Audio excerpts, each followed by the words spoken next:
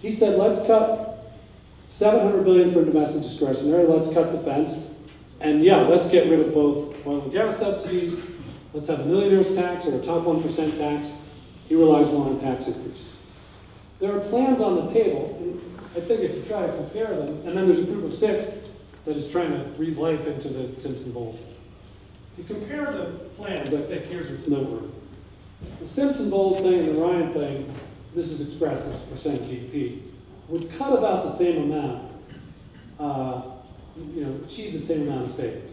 As I say, Ryan relies a little bit more on healthcare savings, that is Medicare reform. Simpson-Bowles, with the new tax plan, about a third of their plan is tax increases. Although it's tax increases by getting rid of deductions, it's something we cover in the Q&A.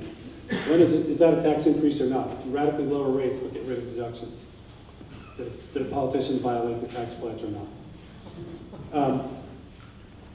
And you can see the Obama plan's a little more intense. The conventional wisdom is if you propose to do it by cutting entitlements, the reason nobody's cut entitlements is that you'll get massacred. You can't do it. I have a little first-hand experience in that in the last 2 years. The states have the exact same problem that the federal government has. They have made too many promises in terms of health care for their employees and their citizens, and too many promises in terms of pensions. And one state, a state where I grew up and still know the guy who won the governorship, Chris Christie, some of you may have heard of him.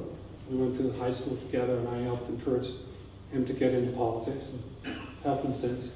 He got elected governor in 2009. Here's what he showed up. We have a $2 billion deficit that year, and the whole budget is about $29 billion. For the next fiscal year, we had a projected deficit of $11 billion in 29. He figured you couldn't solve it by raising taxes. They'd had 115 tax increases in the prior 8 years. They already had the highest marginal income tax rate in the country and the highest property taxes in the country. Unemployment had doubled from 4.4 to 10, and borrowing had gone from $3 billion to $33 billion in 20 years, and people were leaving the state. He did something pretty interesting. He came in and he said, you know what? We're going to go through every program in the whole state. And in the first fiscal year, he took office January 20th, the fiscal year ended June 30th, 2/3 of the money was already spent. He said, I'm going to cut the following 375 programs, and I'm not even going to ask for the legislature's approval. I'm just going to impound the money and not spend it. The legislators first cried foul, and then they said, well, let's see, would I rather come up with the $2 billion in cuts or let him do it? Yeah. So they ended up letting him do it. For FY11, we sat in a room for 2 months, went through 3,000 state programs, cut 832 of them, and basically balanced the budget without raising taxes. We cut everything. We cut hospitals for the mentally disabled. We had to. The state was out of money. We cut things that maybe were a waste of money. Some of the, the state was doing stupid things too, but we cut both the popular and the unpopular. We also, by the way, proposed school reform. We also proposed to cap the growth of property taxes. But here's what's interesting and why I brought it up.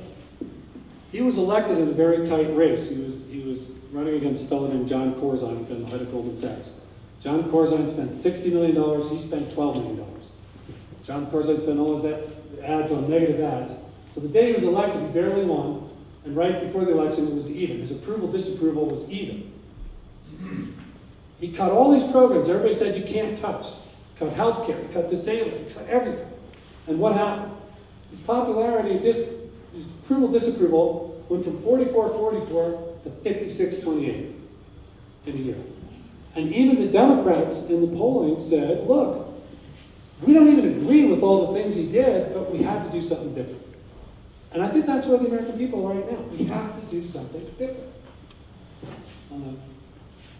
By the way, small aside, the crisis in the states is an opportunity for Wyoming. Because there are two different directions that states are taking. Some states are cutting Medicaid and cutting retirement benefits.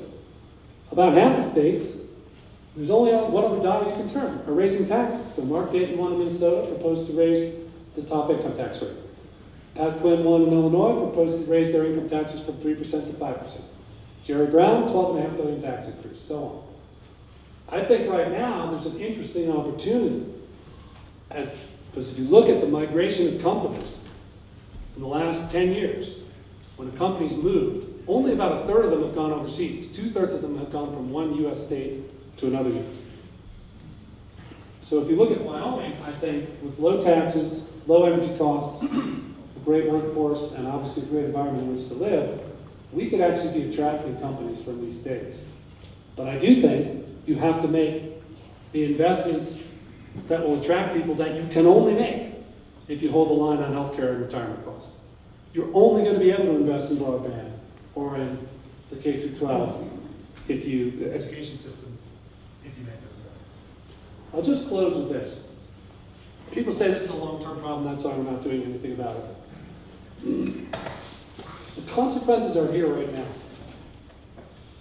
You saw all those charts at the beginning. We've been pouring money into proxies for current consumption, to Medicare, Medicaid, entitlements. We are not spending money on infrastructure, not spending money on broadband infrastructure. So we're 15th now among the top 30 countries in the world. You go to Japan right now on your DSL, you can get 20x the speed at 1/2 the price. And by the way, it's in 100% of the homes, not 50 or 60% like we have in the United States. That will make the society more productive. Here's another thing. As I showed you the data on venture capital and said, gee, venture capitalists are going to invest elsewhere or they can't get their companies public. That's important because for many years they were generating phenomenal returns, attracting more money. Now what's happening is they've had poor returns for the last decade and venture capital fundraising has been cut in half. So there is less venture capital going into the United States right now, today, because of the environment here, because of the universities, because of the K through 12 schools, because of the broadband infrastructure. Thirdly, and this one should send a chill up your spine. I don't know how many people here kind of follow, but how we fight our wars in the United States. The reality is, if you look at the last two major wars, Iraq and Afghanistan, regardless of what you think of them, the way they were run is by CENTCOM, which is based, anybody know where CENTCOM is based? Florida. Tampa, Florida, exactly. The people running that war commute to work, they sit on a computer, they get video feeds from unmanned aeronautical vehicles, and then they decide what targets to hit. That is, obviously far less risky way to wage a war than the way we used to wage it in the past, and it's a gigantic advantage for the United States. Well, about a year or so ago, I read this article in the Wall Street Journal and sent a chill up my spine. And it said that rogue hackers, we don't know who they're from, either other nations or terrorists or the Chinese or the Taliban, who knows? We're basically intercepting our feeds to and from those unmanned aeronautical vehicles. So if you think that the importance of investing in innovation and in that infrastructure, as opposed to throwing it away on current consumption, isn't important, the day you don't have the best networks and the best encryption and the best security and the best technology, you have no military advantage whatsoever. No. Lastly, this is a guy I would encourage you to all read. He's written 2 books in the last 3 years. Niall Ferguson, he's a professor at Harvard. And what he basically says is he's tracked empires throughout history. And his basic thing is, look, our ability to remain the preeminent, not only economic, but military power in the world is correlated with our ability to solve this debt problem. Because what happens is, over time, if you spend all your money on debt service and all your money on healthcare, by definition, you will underinvest in national security, by definition. And of course, that is what happened, and he cites 100 examples throughout history, and he calls it the fatal arithmetic of imperial decline. Anyway, on that happy note, I'm just going to say, the reason it's great that you all came out, the reason I stand up here and blather on, is that this is really important. We all are active in our communities, we vote for federal officials or against them as the case may be. This is where the rubber meets the road. This is why it's important not only to vote, but it's important to have a view when you meet these political leaders and when you listen to these debates. Because if you ask me, there is one way to judge these political figures, and it is, are they oriented toward investing in the future, toward a better future, or toward throwing money effectively at the past, throwing money at these proxies for current consumption.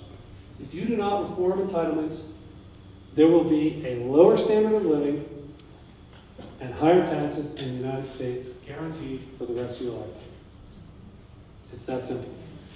And if you don't reform these entitlements, you will never invest in the things that will enable us to be what we've been for the last 3 decades, but which every other country in the world is trying to become right now: the home of innovation, the home of growth, the home of smart people and fast-growing small companies.